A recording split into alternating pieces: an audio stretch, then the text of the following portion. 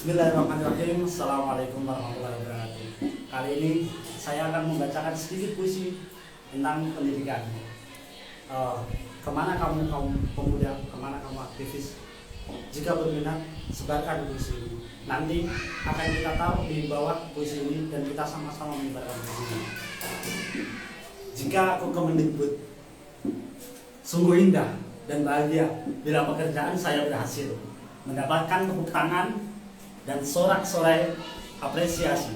Itu tentu sebuah kebahagiaan tak ternilai. Saya akan mengumumkannya pada atasan saya, yakni rakyat. Namun akan sangat lucu dan memalukan saat saya mau mengumumkannya, saat saya di depan pengeras suara yang siap ada guru-guru yang masih dituntut oleh pinjol. Ditekan atasannya menguji nyali lewat jembatan roboh dan hutan macan. Sekolah-sekolah tidak punya proyektor. Sekolah-sekolah yang sibuk memoles wajah-wajah banci. Sekolah-sekolah yang gak tahu malu bilang semua baik-baik saja. Sementara pekarangan berantakan mirip dengan semangka. Luarnya hijau, dalamnya merah penuh biji. Aku Kemendikbud. Andai saya Kemendikbud, saya katakan sekali lagi dan akan berulang-ulang lagi. Apa yang pantas saya ucapkan di depan pengeras suara? Keberhasilan, semu, atau melihat tangis dan soal? Andai aku Kemendikbud, apa pantas saya mengumpulkan tepuk tangan sementara saya mengatakan pentingnya inklusivitas? Bagaimana nasib mereka yang tangannya terborgol bahkan buntung? Tepuk tangan saja dengan apa? Andai aku Kemendikbud, apa saya pantas mengumpulkan para guru visual? Sementara saya juga ingin mengatakan jangan ada diskriminatif di antara kita. Bagaimana nasib guru-guru? Kurang tangkap, apa harus mencontoh mereka yang datang ke istana? Andai aku Kemendikbud, apa yang tetap pantas saya ucapkan? Kemegahan kendaraan, sementara guru Omar Bakri banyak masih gagal ditambal sampai saat ini. Alangkah gembiranya, alangkah senangnya sebuah pesta keberhasilan. Tapi andai aku Kemendikbud, aku akan menutup acara itu secepat mungkin, mematikan lampu, menyuruh jajaran kerajaan untuk pulang sambil mengatakan tidak ada pesta sampai semua orang bahagia karena kita di sini adalah pemimpin, bukan golongan komunitas. Andai aku Kemendikbud, andai. Seorang guru adalah rahim sebuah pendidikan bangsa. Maka dari itu fasilitasi sebuah guru dengan ranah dan ketentuan yang ada. Prioritaskan sebuah pendidikan dan mari bersama membangun Indonesia lewat pendidikan.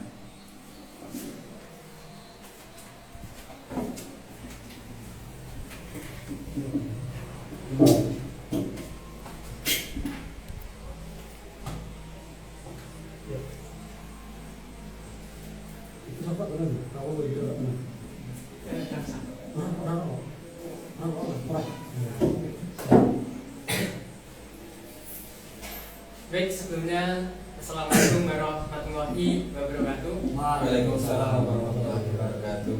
Senang sekali saya berikutnya di sini menjadi podcaster pada malam hari ini menyambut Anda semua.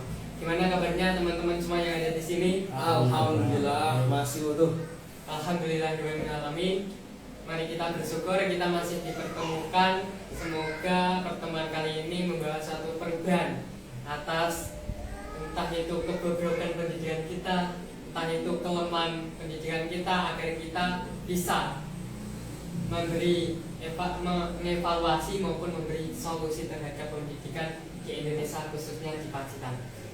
Dan alhamdulillah kita pada hari ini masih bisa meluangkan waktunya untuk berdiskusi terkait pendidikan khususnya di Pacitan. Nah, dan perlu diingat saudara di rumah, pendidikan adalah suatu gerakan bangsa dan bukan semata tugas pemerintah.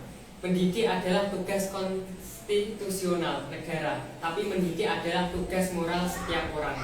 Pendidik secara konstitusional mendidik itu tanggung jawab negara, tapi secara moral itu tanggung jawab kita semua. Mari kita mendidik secara kritis, secara radik atau secara akar untuk mengetahui sebuah solusi yang sifatnya baik untuk universal kita semua. Nah, sebelum saya lanjut, mari kita perkenalan dengan sahabat-sahabat semua yang ada di sini yang sangat luar biasa menemani kita semakin pada kesempatan kali ini. Berikutnya saya persilakan untuk sahabat Iksan perkenalan pada kesempatan kali ini. Siap, perkenalkan nama saya Iksan. Latar belakang pembaca buku sama ngopi. Cukup Mas Di? Cukup. Oke. Ya, silakan lanjut Mas Ardi. Oke, perkenalkan nama saya Adi Purnama Arif. Untuk sekarang profesi saya adalah mahasiswa ugal-ugalan. Baik, silakan. Ya, Selamat selanjutnya, ya terima kasih dari podcaster. Perkenalan sedikit, nama saya Udin. Ya mungkin sama dengan Mas Ade yang sebelumnya tadi. Saya juga mahasiswa dan masih di cabang ugal-ugalan. Ya, ini. Baik, gini teman-teman. Sebelum kita lanjut, saya kasih waktu untuk sahabat Iksan untuk memberikan seremoni terhadap apa sih itu catatan pendidikan Indonesia. Silakan sahabat Iksan. Baik, untuk catatannya bahwa benar apa yang dikatakan oleh podcaster tadi, bahwa suatu pendidikan itu bukan hanya tugas seorang pemerintah atau instansi pemerintahan. Dalam artian tugas pendidikan adalah tugas kita bersama karena untuk mencapai suatu tujuan, yaitu mencerdaskan sebuah generasi bangsa seperti itu. Nah, di sini kita akan mengevaluasi sedikit tentang di majunya zaman seiring tingginya tentang ilmu teknologi atau biasa yang disebut iptek. Namun dirasa kayak pendidikan malah tergerus ke belakang, dan bahwa tugas pendidikan ialah menyiapkan sumber daya manusia untuk pembangunan di masa yang akan datang. Dan masalah relevansi pendidikan mencakup sejauh mana sistem pendidikan dapat menghasilkan keluaran atau hasil-hasil dari pelajar ataupun mahasiswa yang berkualitas di bidangnya sesuai dengan kebutuhan pembangunan yang akan kita butuhkan. Sedemikian, yaitu yang akan kita kupas di sini, bahwa ada beberapa masalah pendidikan yang akan kita bahas.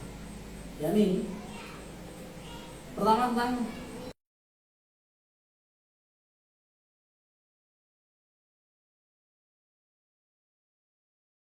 bahwasanya guru pendidikan, guru itu adalah rahim sebuah bangsa. Maka di sini saya memberikan catatan atau note khusus bahwasanya bagaimana tenaga pendidikan difungsikan sedemikian. Maksudnya ini sangat berpengaruh sekali untuk ke depan bagaimana pelajar akan menangkap sebuah objek yang disampaikan oleh pengajar. Di sini saya menggarisbawahi bagaimana tenaga pendidikan difungsikan. Apakah sesuai dengan potensi atau hal yang dimiliki oleh guru tersebut itu maksudnya gini, guru tersebut memiliki potensi sesuai nggak dengan kurikulum yang akan dia bawakan di dalam kelas, seperti itu. Nah, yang kedua, bagaimana sarana dan prasarana yang mereka miliki, misalkan suatu bentuk fasilitas yang dimiliki oleh pendidikan lembaga atau instansi yang ada di kampung-kampung, entah itu pelayanan publik, entah itu ketika bicara tentang pendidikan sekolahan gitu, yang dimana anak SMP dan SMA sudah melalui presentasi, melalui proyektor dan lain sebagainya, dengan internet mungkin wifi yang kita saat ini digadang-gadangkan kurikulum merdeka sebagai acuan atau acuan dalam pendidikan kita. Lalu bagaimana bekal wifi tersebut? Nah, sejauh mana pemantauan Kemendikbud kabupaten ataupun dari Kementerian Pusat itu memantau bahwa pendidikan yang ada di pelosok juga merasakan hal yang sama dengan yang dimiliki, yang dirasakan oleh mahasiswa yang ataupun pelajar yang ada di kota gitu. Dan poin ketiga, bagaimana pendidikan diselenggarakan itu sudah sesuai target atau belum. Terus yang terakhir masalah efisiensi dalam memfungsikan tenaga sedemikian. Cukup Mas Dudi. Baik, itu tadi terkait pendidikan di Indonesia. Kita mengerucut lagi terkait ke pendidikan di ranah Kabupaten Pacitan. Ini di media info publik data Dinas Pendidikan atau Disdi itu setempat tahun 2012 sampai 2015 itu ada 822 anak yang enggan melanjutkan ke jenjang pendidikan yang lebih tinggi. Ini rata-rata anak SMP sama anak SD. Nah, naik lagi ke 2012 itu sudah mengalami penurunan sebanyak 398 anak yang enggan melanjutkan. Dan di 2013 alhamdulillah semakin mengalami penurunan yaitu sejumlah 302. Jadi akhirnya di 2014 itu 115 dan di 2015 ini terdapat 90 anak. Nah, akan tetapi ketika di tahun 2015 ini pendidikan anak-anak yang enggan melanjutkan ini semakin berkurang, ini permasalahannya ganti lagi. Kemarin di data yang terdapat pada website tertentu tentang berita pendidikan terkait guru honorer yang di Pacitan ini beban kerja lebih berat. Jadi ini rilisnya tanggal 24 November 2023. Jadi di sini itu kayak guru honorer itu sama seperti guru-guru umumnya. Jadi untuk pekerjaannya itu semakin berat, akan tetapi upah dan gajinya itu sama. Tidak ada mengalami peningkatan dan intinya tidak relevan sama apa yang dikerjakan. Itu pendapat para teman-teman ini gimana?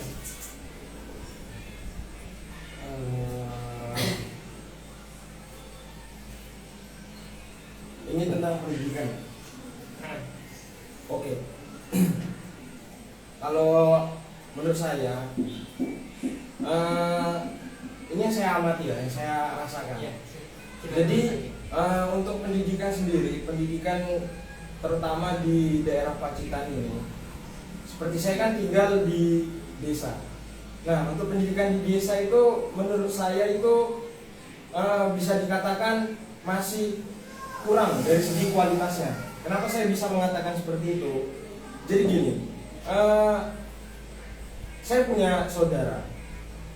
Saudara saya itu sekarang menempuh pendidikan di tingkatan SD. Jadi memang sudah tersedia, pendidikan itu sudah tersedia di daerah desa saya. Daerah desa saya sudah tersedia, yang dekat-dekat sudah ada. Tetapi saudara saya ini memilih menempuh pendidikan di tempat yang lebih jauh dari rumah. Di mana itu tempatnya? Jadi saudara saya itu lebih memilih menempuh pendidikan itu di daerah kota daripada di daerah dekat rumahnya sendiri. Jadi secara logika bisa dikatakan bahwa kualitas yang ada di desa itu masih kurang, dan untuk menarik para siswa yang ada di desa itu juga masih kurang. Berarti terkait alasannya terkait karena kualitas Ya. nih. Nah, apakah sama dengan Mas Udin atau di desa Sahabat Udin ini? Jadi izin menambahi, kalau mungkin melihat dari kondisi di desa saya ini, untuk soal pendidikan, terutama di mayoritas kan di daerah saya itu lingkupannya SD, hampir sama. Tapi untuk peserta didik di sana ataupun siswa-siswa lebih memilih di desa. Karena apa? Yang pertama, lebih efisien. Selain itu, ketika mereka ingin bersekolah di mungkin sekolah atau lembaga pendidikan yang favorit, terlalu jauh untuk menempuh perjalanan sampai ke kota. Jadi untuk kualitas pendidikan, yang pertama kalau di daerah saya, pertama ya segi kayak minat dalam bersekolah itu masih kurang. Jarang ditemui kelas 5 SD sudah putus sekolah. Itu ada? Ada Mas. Kelas 6 SD lulus SD langsung berangkat kerja. gak lanjutin sekolahnya ada. Paling sering itu juga tuh SMP. Di dusun saya, dukuh saya itu ada 5 anak yang setelah putus dari SMP langsung melanjutkan ke mencari pekerjaan. Itu alasannya apa ya Bang? Kok putus sekolah? Mungkin yang pertama karena ekonomi Mas. Biaya dari kebutuhan hidup yang mungkin terbilang menengah ke bawah dan kondisi yang pas-pasan tidak memungkinkan untuk melanjutkan jenjang pendidikan ke atas, sehingga mereka lebih memilih untuk bekerja menghasilkan uang daripada sekolah yang dalam artian menghabiskan uang. Iya, iya. Jadi dari hal ini tadi saya katakan ada 2 poin. Yang pertama, anak desa yang tidak melanjutkan sekolah karena alasan ekonomi. Siap. Nah, terus untuk yang kedua, ini anak yang melanjutkan di luar kota karena salah satunya itu letak geografisnya. Oke. Jadi untuk geografis ini bisa dibilang ketika di luar kota itu yang dekat fasilitas sudah terpenuhi semua. Ya. Apa-apa pasti ada Benar, gitu. sekali, Sam. Jadi selain metodologi berpikir, semisal letak geografis ini digunakan, contohnya gini. Orang Pacitan atau orang yang kota-kota besar itu menempuh jarak 5 meter itu sudah menurut mereka itu jauh. Ya. Nah, ketika di orang pedesaan menempuh jarak 5 kilo itu mereka merasa dekat karena alasan-alasan tertentu. Karena kan kalau di kota ini semakin banyak kendaraan semakin lambat. Makanya orang-orang kota intinya menganggap bahwa 5 kilo itu jauh. Nah, ketika di desa itu 5 kilo itu mudah, cepat kayak gitu kan. Jadi letak geografis ini selain buat berpikir orang-orang, selain berpikir orang itu ketika dikonotasikan di pendidikan seperti tadi kayak gitu. Nah, terus untuk sahabat eksan ini, untuk terkait pendidikan sendiri, untuk selain 2 itu tadi apa kan? Sebenarnya kayak tadi kasus yang dibawa oleh sahabat Udin dan sahabat tadi. Jadi tadi bisa dipecahkan dalam rumusan masalah tersebut. Menurut saya pribadi itu lebih cenderung ke ini dulu ya, permasalahan dulu sesuai dengan ranah saya. Kalau misalkan saya menjadi Kemendikbud gitu kan ini. Nah, yaitu pertama yang akan saya lakukan itu relevansi pendidikan dulu untuk menanggapi dari sahabat tadi. Relevansi pendidikan itu dapat dari mana? Yaitu pemerataan pendidikan, sarana dan prasarannya harus rata gitu. Artinya, ya ayo kita selektif dengan guru-guru yang berpotensi. Nah, dan guru tersebut dibagi dalam suatu sekolah-sekolah yang ada di desa dan di kota, sehingga yang ada di desa pun tidak merasa kekurangan sarana dan prasarana. Nah, gimana cara untuk meminimalisir pelajar atau terdidik itu bersekolah yang ada di kota? Itu mereka mendapatkan hak yang sama dengan anak-anak yang di kota. Contohnya, pertama, di pendidikannya dia mendapatkan sarana yang memadai, yakni terkait media, ilmu, pengetahuan dan teknologinya dapat sama rata dengan yang ada di sekolah. Ya memang pertama, akreditasi suatu sekolah itu sangat menentukan. Di situ akan menjadi pembeda. Nanti ada sekolah favorit dan menengah, sekalipun ada yang kurang seperti itu. Nah, dan ini sangat menentukan. Untuk mengevaluasi hal tersebut, kita harus melakukan relevansi biar seimbang semuanya. Sedemikian. Jadi nanti ada grade-grade-nya yang sudah dibagi sesuai dengan peraturan pemerintah, yakni dengan terakreditasi A, terakreditasi B, dan terakreditasi C. Nah, di situ kan sudah ada kotak-kotak yang dimana sekolah favorit, menengah, dan sebelumnya seperti itu. Nah, untuk menanggapi sahabat Udin yang tadi tentang angka putus sekolah seperti itu. Untuk angka putus sekolah yang saya garis bawahi itu lebih memprioritaskan sebagai Kemendikbud untuk mensosialisasikan program-program yang ada di pemerintah. gitu. Jadi kepada dinas terkait yang mohon untuk mensosialisasikan beasiswa ataupun terkait ataupun keringanan subsidi dari pemerintah kepada masyarakat publik untuk menyatakan bahwa ada loh program gratis dari pemerintah demikian.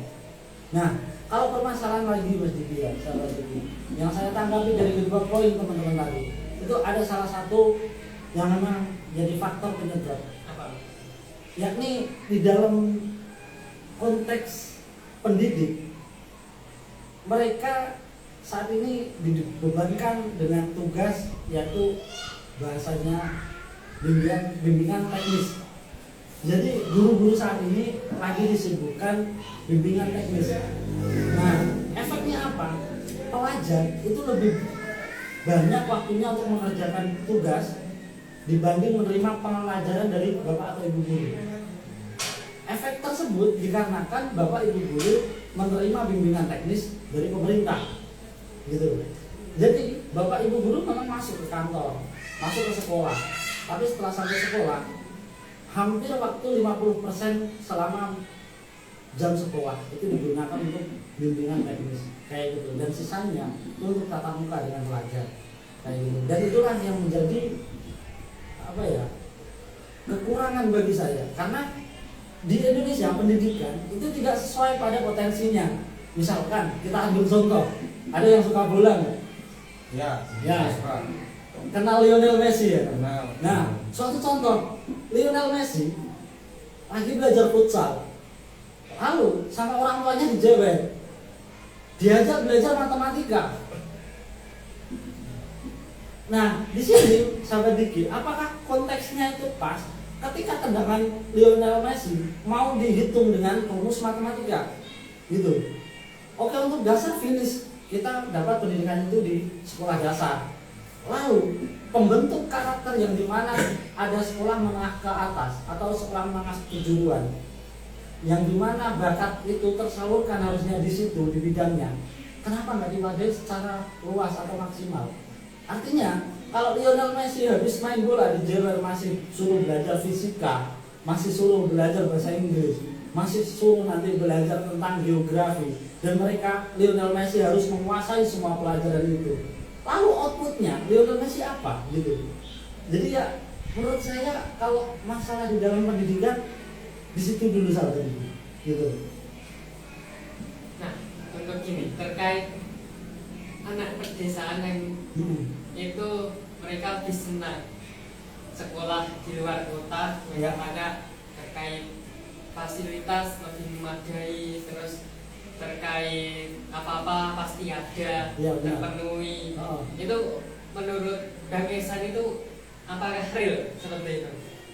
Menurut saya real, sahabat ini. Dan alasannya apa yang jenengan katakan tadi, bahwa saya jenengan pernah nyuplik tadi, bahwa saya tadi menulis sedikit tentang faktor-faktor yang mempengaruhi berkembangnya masalah pendidikan, yaitu pertama, tugas guru honorer itu lebih berat, gitu. Sahabat didik tadi menyatakan demikian, bahwa tugas guru honorer itu lebih berat dan gajinya itu masih tetap sama. Nah, itu disebabkan oleh apa? Nah, marilah memecahkan masalah hal ini dulu, gitu. Yang saya katakan untuk pemerataan tadi ya di sini, bahwa guru sesuai nggak pada potensinya, dan muncullah dari permasalahan tersebut, maka muncullah pertanyaannya sahabat Diki, samakah yang dikatakan oleh orang-orang pelosok bahwasanya pendidikan yang ada di tengah kota itu lebih kompleks atau lebih lengkap fasilitasnya daripada yang ada di tengah desa, gitu. Ya menurut saya yang pernah menjadi guru honorer di salah satu sekolah di Kabupaten Pacitan sendiri, saya merasakan demikian, bahwa ada anak desa yang terpaksa memang harus sekolah ke kota hanya pengen mendapatkan sarana fasilitas yang memadai di dalam konteks pendidikan, Mas. Gitu. Ini tidak lepas dari pemerataan pendidikan tadi. Iya, benar sahabat ini. Dan terus ada lagi terkait ada di Pacitan kisah guru honorer di Pacitan yang sering utang. Nah, akibat gaji tak cukup buat beli bensin. Ini kisahnya itu perjalanan dari sini sampai ke rumah itu sekitar 18 kilo. Nah, dalam setiap perjalanan itu menghabiskan 1 liter. Iya. Kalau 1 liter Betul. itu bulannya 15.000. Oh. Nah, terus ketika 5 hari masuknya itu Hmm. tinggal mengalihkan 15.000 dikali 5, 75.000. Nah, dalam 1 minggu ini habisnya 75.000. Apalagi dalam berbulan-bulan hampir 300-an lebih. Iya. Nah, hampir 300-an lebih ini tidak relevan banget dengan masuknya 1 bulan itu berapa, terus Iya. upahnya berapa, sekitar 200 sampai 500.000 rupiah. Iya. Nah, jadi untuk tanggapan Bang Isan nih terkait itu untuk pembenahan selanjutnya harapannya gimana? Baik, di sini alhamdulillah di tahun besok kita akan di tahun ini khususnya kita akan mendapatkan keringanan di P3K khususnya, bahwa P3K akan dilunaskan oleh pemerintah dan semoga ini sebagai jawaban dari guru tersebut gitu. Nah, untuk hal tersebut yang dimana lembaga tidak atau dinas terkait tidak, saya rasa kurang berkomitmen dalam mengawal, bukan hanya mendampingi ya gitu. Tugas dinas saya rasa tidak finish kalau cuma mendampingi doang. Jadi harus mengawal, harus ada, kan ada di sini Mas Diki yang namanya itu pendamping kepala sekolah, itu ada, atau pengawas kepala sekolah. Ya, di situ fungsinya untuk mengevaluasi per lembaganya. Jadi ada kendala apa gitu. Dan ketika ada guru yang disebutkan oleh sahabat Diki tadi, itu bisa untuk masuk ke dalam evaluasi tersebut. Dan di sana pemerintah selaku dinas pendidikan nanti akan mencari jalan keluarnya sahabat Diki. Harusnya sedemikian. Nah, bentuk perhatian dari lembaga itu yang diprioritaskan. Makanya pas waktu selektif harus seleksi itu jangan selektif. Jadi kita pemerataan guru yang profesional gitu, penempatan guru harus tepat supaya apa, berdampak positif pada lembaganya gitu. Nah, seperti kasus yang dibilang oleh sahabat Diki itu nanti bisa masuk ke dalam evaluasi yang ada di situ, pengawas kepala sekolah masuk ke dalam evaluasi tersebut sehingga dapat terselesaikan sahabat Diki. Demikian kalau untuk saya. Baik, terima kasih. Ini berhubung waktunya hampir selesai nih. Untuk yang terakhir nih, saya minta dari satu persatu untuk memberikan satu harapan bagi pendidikan khususnya di Kota Pacitan, di kota tercinta ini. Dan mulai dari sahabat Adi untuk memberikan satu harapan kepada semua orang terkait pendidikan. Oke, jadi langsung saja.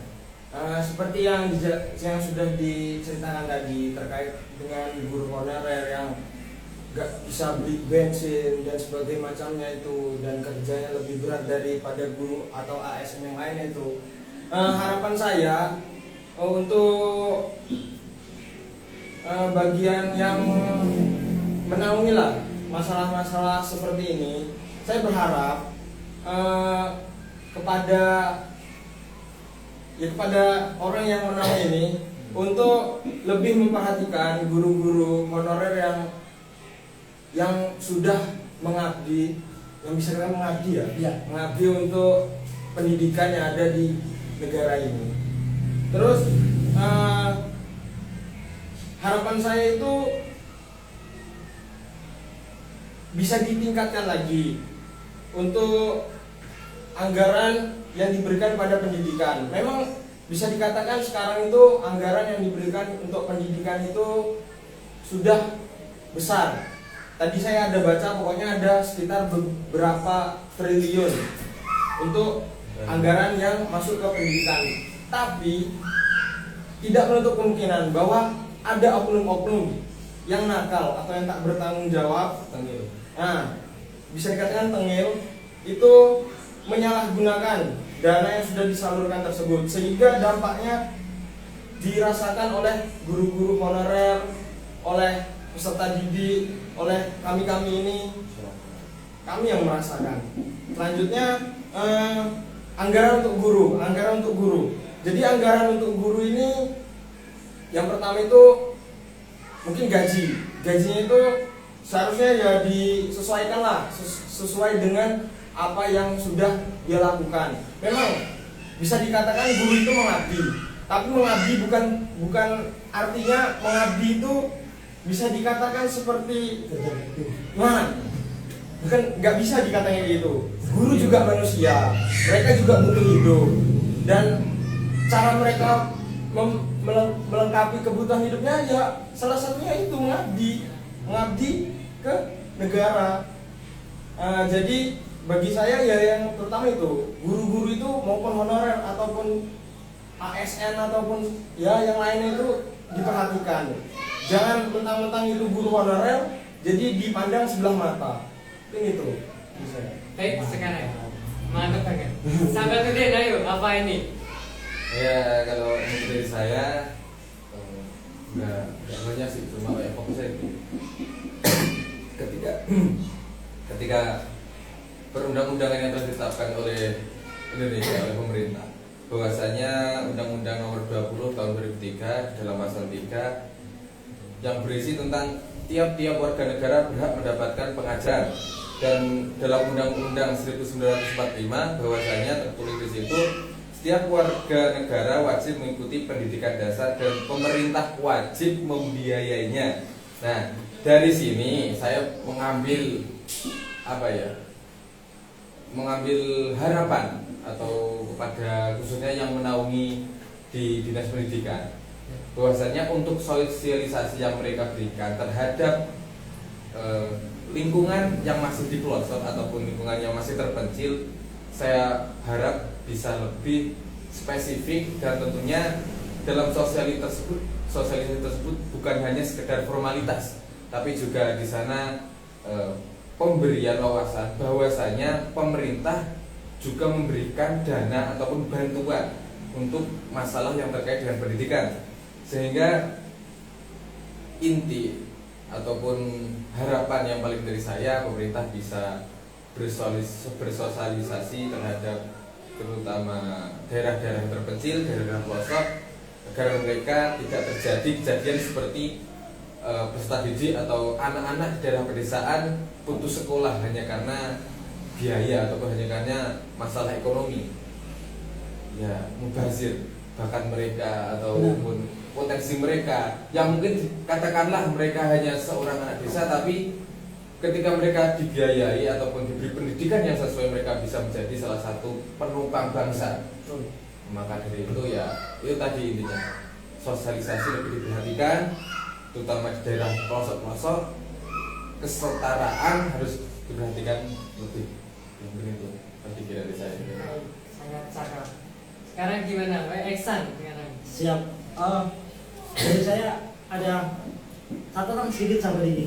Ya, apa itu? Pendidikan sangat erat kaitannya dengan pembangunan. Maka pendidikan berperan dalam mempersiapkan tenaga kerja untuk pembangunan, yakni sesuai apa yang kita bahas pada malam hari ini, sesuai dengan potensi yang ada pada diri seorang masing-masing. Lalu seorang pendidik harus bisa fokus untuk mengembangkan potensi dari para siswa. Nah, pemecahan masalah ini membutuhkan perumusan berbagai masalah dasar, sehingga solusi yang tepat itu akan kita raih.